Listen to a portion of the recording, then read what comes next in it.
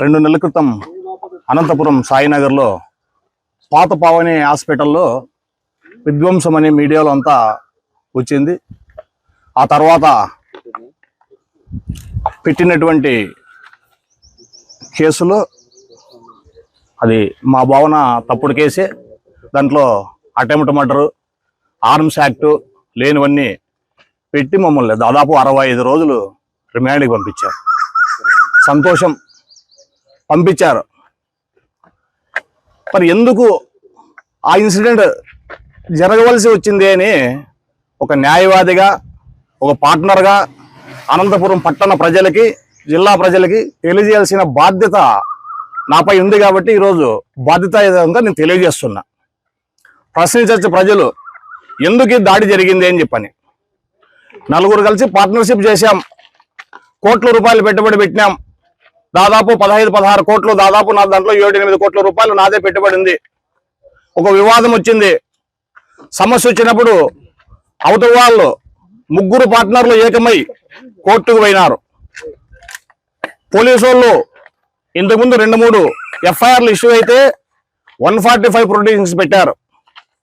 145 పెట్టిన తర్వాత పోయిన సంవత్సరం ఆగస్టు 3వ తారీఖున కొంతమంది రౌడీలు తెచ్చి 144 బిల్డింగ్ ని బీగాలు పగలగొట్టి లోపలికి పోయినారు.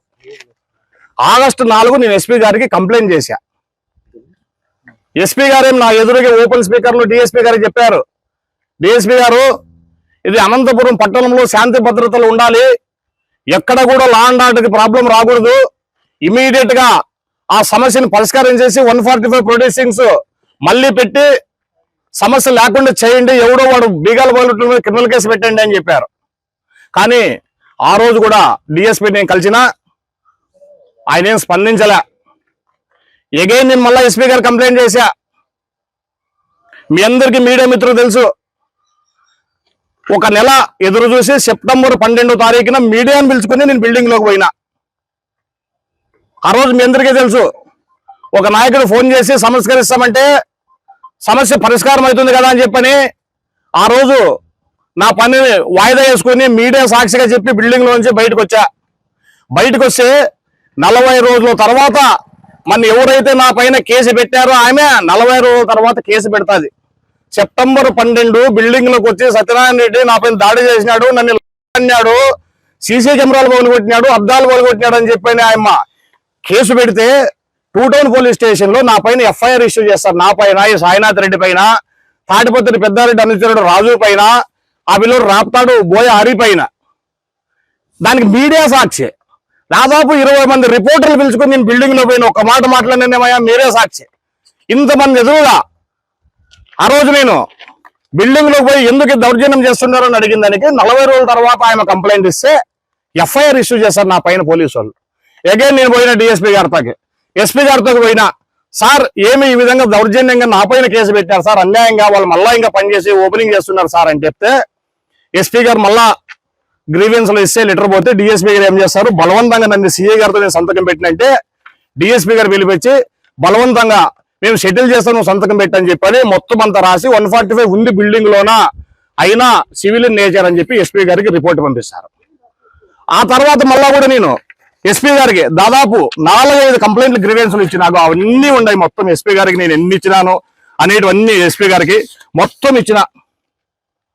సిఐ గారు ఏమంటారు, కరెక్టే సత్యనారాయణ రెడ్డి, నేనేం చేయాలా, పెద్ద ఆఫీసర్లు చెప్తే చేస్తాము అంటారు.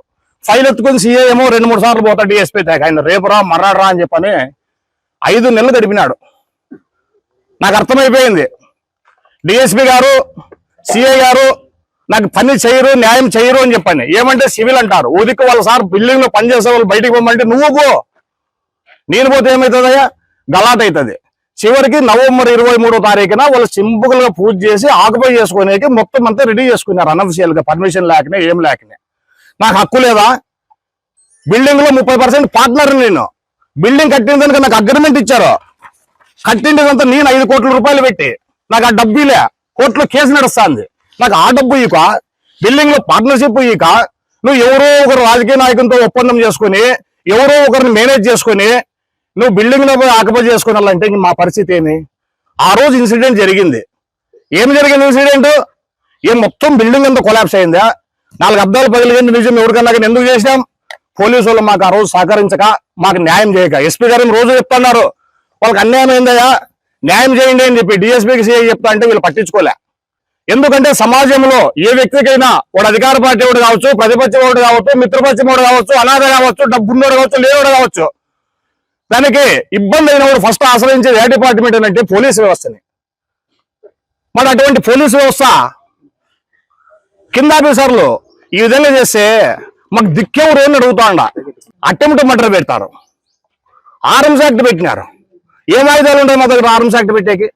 అటెంప్ట్ మర్డర్ పెట్టేకి మేము ఎవరిని కొట్టినాం? కనీసం మనసులు కాదు కదా, అడవున్న కుక్కను కూడా కొట్టలే మేము. ఓ కుక్కను కొట్టినా కూడా సరేలేపో కుక్కనన్నా కొట్టినాము, అటెంప్ట్ మర్డర్ పెట్టినారు అనుకుంటా అండి. మీ కంప్లైంట్ ఏమి సరే సెమిటి తీసుకున్న దొమ్మల మీద కొట్టినారు, నేను హాస్పిటల్లో ఉన్నాను అంటది. మీడియానే సాక్షి, వేరేది కాదు. నేను చెప్తాను ఇది 9-10 ఇన్సిడెంట్ చేస్తే 10 గంటలకు ప్రెస్ మీట్ పెట్టి చెప్తాది. సాయంత్రం దాకా పోలీస్ స్టేషన్ లో ఉంది. కానీ ఆ రోజు ఇంకొక ఆశ్చర్యకరమైన విషయం అంటే పోలీసులకు నా మీద ఎందుకు కష్టాన్ని అడుగుతా అంట. నేనేమన్నా తీవ్రవాదినా, దేశద్రోహినా, ఏ గంజా సప్లైదారునా? ఒక మామూలు కుటుంబం అయ్యా, నేను న్యాయవాది కుటుంబం నాది. ఈమెమో డాన్సింగ్ దాని మాదిరి సిఐ తగ్గిపోతుంది, ఎస్పీ తగ్గిపోతుంది, డీజీపీ అలాంటి బర్ర పట్టుకుని ఏడుస్తుంది. ఏ మహిళన్న బజార్లో పట్టుకుని ఏడిస్తే ఏమో అయిపోయిందని చెప్పి ఎవరైనా నమ్ముతారు. వాస్తవం ఏముందప్ప రాండి. నేను డిఐజీ గారు చెప్పిందంతా విన్నారు. నేను ఇమీడియట్ గా ఎస్పీ గారికి రాసి అంత రిపోర్ట్ తెప్పించుకుంటాను. నేను కూడా ఎంక్వైరీ చేస్తాను. ఆ రోజు మీ మీద అటెంప్ట్ మర్డర్ కోసం పెట్టినారు, నిజంగా వాళ్ళని మీరు కొట్టినారో లేదా కూడా ఎంక్వైరీ చేసి ఆ సెక్షన్ కూడా నేను ఆల్టర్ చేస్తాను అని చెప్పారు. 145 పెట్టే కూడా నేను కూడా అంత ప్రొసీజర్స్ తెప్పించుకొని మా పోలీసులతో నుంచి తెప్పించుకున్న తర్వాత మేము ఆలోచన చేస్తాము. మీరు కూడా ఒక ఎంఆర్ఓకి ఒక అర్జీ చేయండి అని చెప్పి సానుకూలంగా చెప్పారు డిఐజీ గారు. ఓ 2 రోజులు వెయిట్ చేయండి, ఆవేశపడద్దండి, ఏమీ కాదని చెప్పారు డిఐజీ గారు. కానీ ఈరోజు నాకు పరిస్థితి అయితే అర్థం కాలే, ఈ రోజు ఈ జిల్లాలో ఏం జరుగుతుంది అనేది. ఒక పక్క వాళ్ళు పని చేస్తున్నారు, క్రిమినల్ కేసులు అంటారు, అటెంప్ట్ మర్డర్ అంటారు, ఆర్మ్స్ యాక్ట్ అంటారు, మమ్మల్ని ఏం పోవద్దు అంటారు, పోతే కేసు అంటారు. ఏం దీని పరిష్కారం? ఈ అనంతపురం జిల్లా ప్రజాప్రతినిధులు కూడా మానవత్వంగా ఆలోచన చేయండి అని నోడుతుంటాం. ప్రతి ఒక్కరిని మేము చేసేది తప్పు ఏముంది అని చెప్పాను. ఇందులోన వాళ్ళ మోసగారితనాన్ని గుర్తించండి అంటాడ. ఒక మహిళ వచ్చి బజార్లో ఏడిసినంత మాత్రాన అది న్యాయమైపోదు అని చెప్తాను నేను. కాబట్టి దీన్ని గుర్తించి న్యాయాలు పరిశీలించాలని చెప్పని తెలియజేస్తూ సెలవు తీసుకుంటున్నాను.